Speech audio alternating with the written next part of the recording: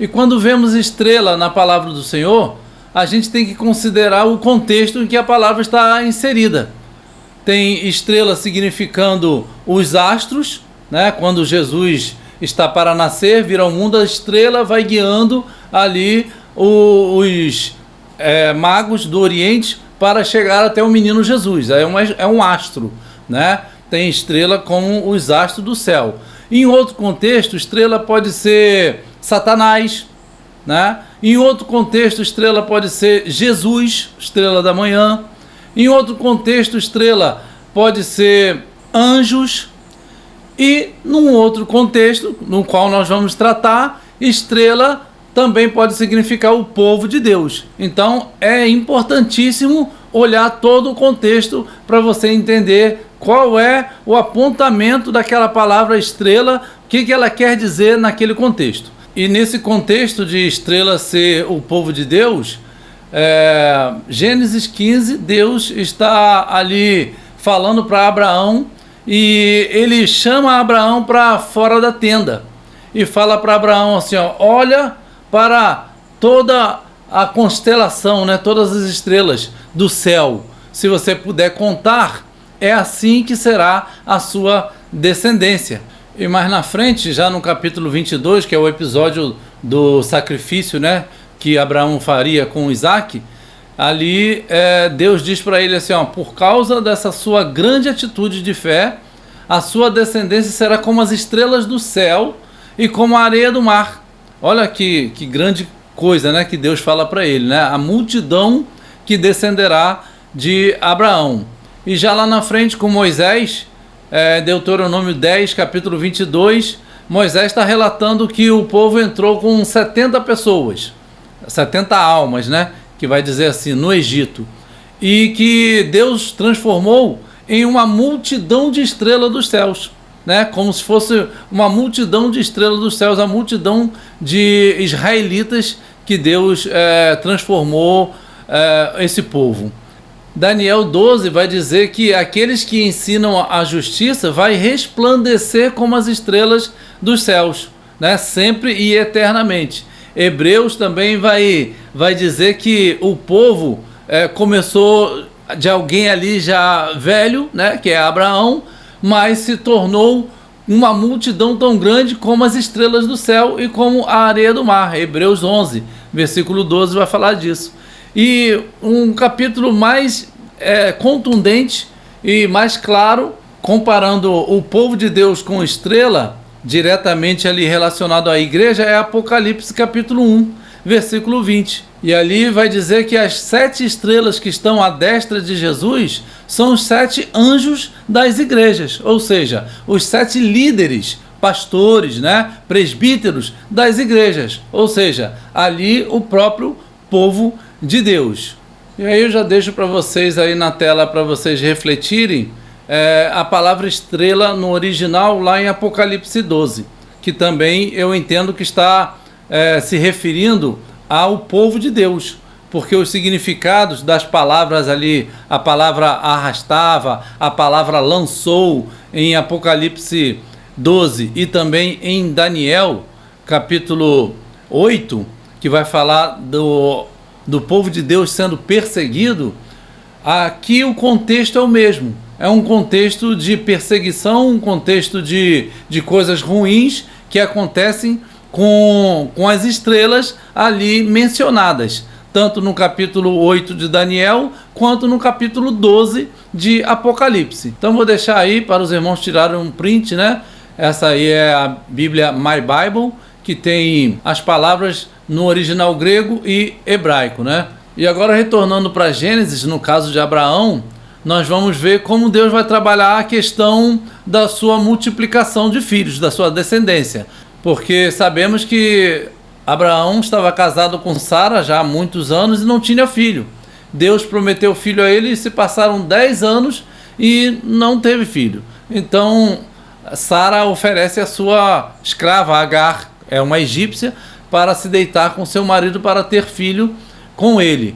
Porque no Oriente Antigo, quando uma senhora dava a sua escrava ao seu marido para ter filho, como ela não tinha filho, ela tinha que se colocar de frente àquela escrava quando ela estivesse dando à luz, para que o neném nascesse praticamente nos seus joelhos. E aí esse neném passaria a ser por direito da sua senhora.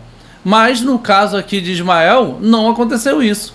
Ismael continuou sendo filho da escrava egípcia. E um costume muito interessante na cultura israelita é que, para ser um israelita, ele precisa ter uma mãe israelita. Porque se o pai for israelita, mas a mãe for estrangeira, o filho não é israelita.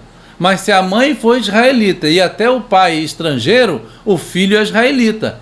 Se for pai e mãe israelita, aí ele é puro, né? Tem essa diferença que eles fazem lá. Então o caso ali de Ismael, ele é filho de uma egípcia. E já Isaac vem a ser filho de Sara. Então é por isso que Deus, quando vai pedir Isaac em sacrifício a Abraão, vai falar que Isaac é o único filho de Abraão, porque é filho do casamento, é filho de Abraão com sua esposa. Então é considerado o único filho de Abraão, porque é um filho legítimo do casal. E no caso de Isaac, ele também, quando Raquel, sua esposa, engravida de Esaú e Jacó. Mas quem nasce primeiro é Esaú. Então, nesses dois casos, Deus não escolhe os primogênitos. Deus faz aqui uma movimentação contrária à tradição dos seres humanos. Porque o primogênito ele tinha toda a honra, né? Toda a primazia da casa. Ganhava sua herança em dobro, era chefe do clã. Mas Deus tem os seus planos próprios. E ele escolheu Isaac, que é um filho que veio depois, e escolheu Jacó, que também era o filho que veio depois. E independente disso, no caso de Ismael, Deus diz que vai multiplicar sobremaneira a sua descendência, né? Vai ser uma descendência muito numerosa. Porém, Deus diz outros detalhes ali sobre Ismael. Vai dizer que ele será um homem feroz, a sua mão será contra todos e a de todos contra ele, e ele viverá, né? Ele morará defronte aos seus irmãos. Então ali está se falando também dos descendentes que Ismael suscitaria, né? Dali em diante. E então uma coisa interessante é que, apesar de Deus falar que Ismael terá uma descendência sobremaneira numerosa, que inclusive ele teve 12 filhos, saíram 12 tribos também de Ismael, tal como com Jacó, né? Deus não diz que a sua descendência seria como as estrelas do céu e nem como a areia do mar. Deus não coloca essa comparação na descendência de Ismael, mas o faz assim na descendência de Isaac e também na de Jacó. E isso é um ponto interessante. E para que essa promessa se cumpra, Deus começa mudando o nome de Abraão. Ele, que antes se chamava Abrão, pai excelso, pai exaltado, passa a ser Abraão, pai de muitas nações, pai de multidões. Porque essas muitas nações é o que Deus chamou de descendência como a estrela dos céus e a areia do mar. E depois ele diz que Sara também mudaria o seu nome. Em vez de ser Sarai, minha princesa, seria Sara somente, ou seja, princesa das nações, porque ela seria mãe de muitas nações, né? Está ali em Gênesis 17 essa informação.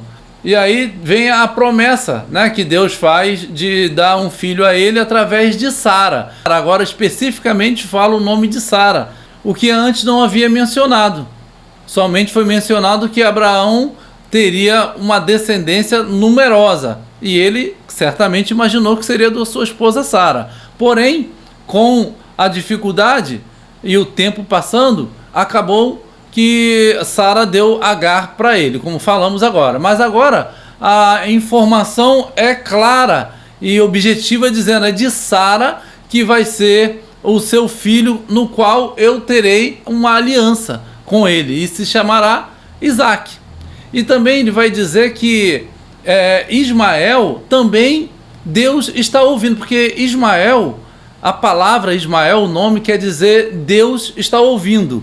E aí Deus vai dizer, olha, eu também tenho te ouvido com relação a Ismael, pode ficar tranquilo, eu vou cuidar de Ismael também, ele também terá muitas nações, ele terá 12 príncipes, ele vai gerar 12 príncipes. Veja a mente de Deus, né? Algo realmente fantástico.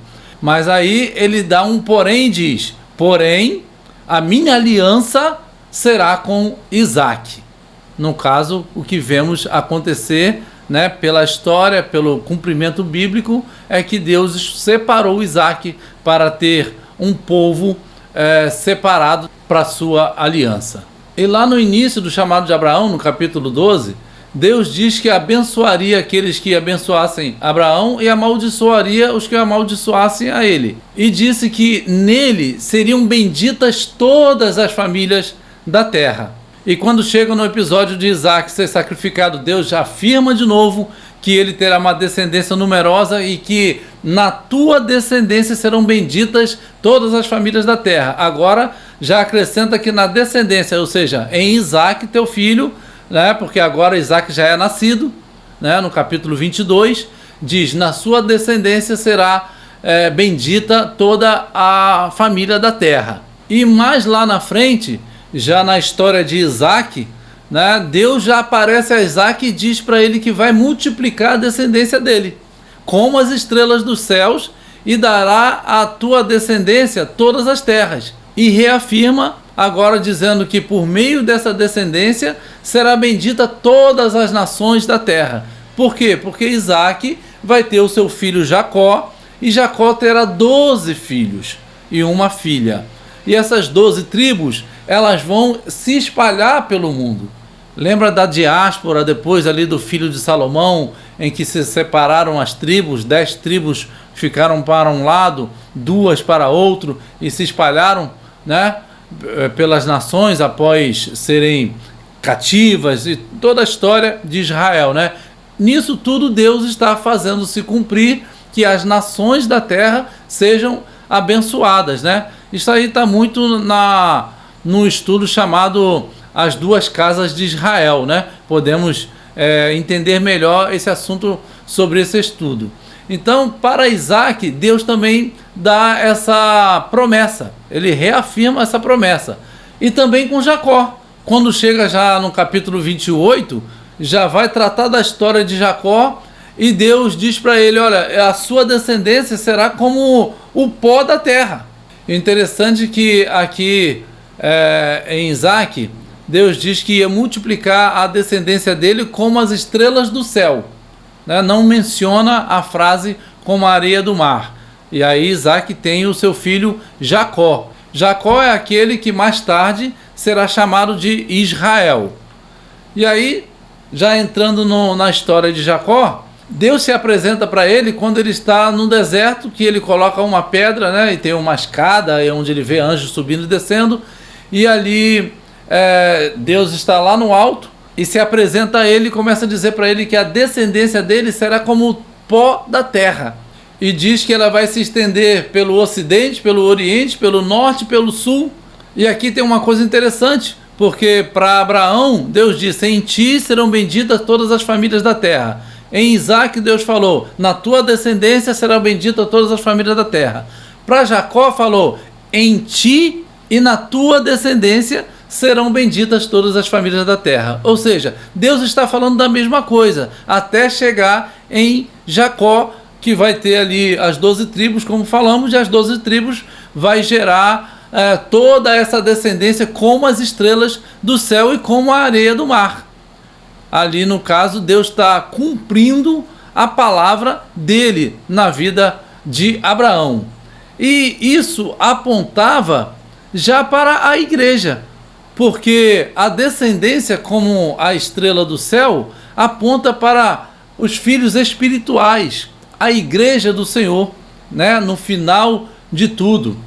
E a descendência como a areia do mar representa já os israelitas, ali o povo que foi escolhido na antiga aliança.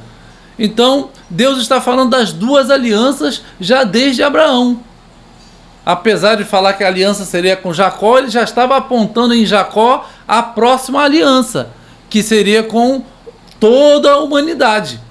Porque aquele que é como a areia do mar, como se fosse um descendente natural, seja ele israelita ou de qualquer nação hoje no mundo, ele pode se tornar como a estrela do céu, uma nação santa, uma nação separada, um povo escolhido, né? Onde abençoará todas as famílias da terra, que é a igreja do Senhor, o corpo de Cristo, a noiva de Cristo.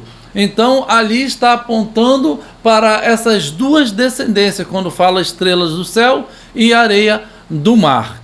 E o apóstolo Paulo, no livro de Efésios, acho que capítulo 2, vai dizer que de ambos os povos, judeus e gentios, Deus fez um só, quebrando a barreira que havia entre esses dois povos. Fez um só como? Na igreja, né? Em Cristo, no corpo de Cristo, que é a igreja do Senhor, que é a noiva de Cristo. Então, ali está apontada diretamente as estrelas do céu, apontada a descendência de Abraão como as estrelas do céu.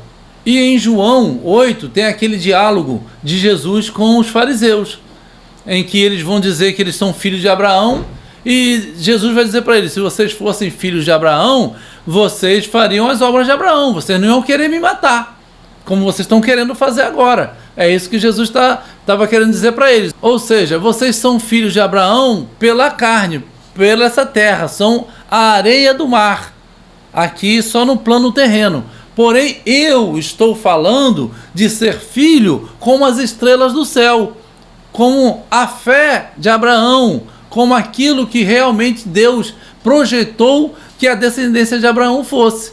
Por isso que há uma diferença entre o Israel de Deus e o Israel que está hoje lá no Oriente Médio e até o Israel que estava no tempo de Jesus. Jesus já estava fazendo a diferença ali e o povo judeu não entendeu entre essas duas descendências, como as estrelas do céu, aquele que o aceitassem, e como a areia do mar, aqueles que estavam ainda só no plano terreno.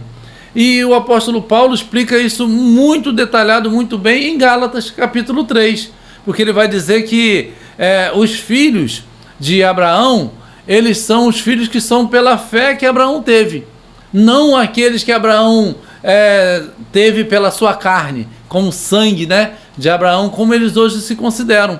Na verdade, eles não entenderam ainda que seriam benditas todas as nações da terra por conta de entrar pela fé de Abraão em Deus, né, que viria a descendência espiritual, a igreja. E aí o apóstolo Paulo vai dizer que os que são da fé é que são benditos com o crente Abraão.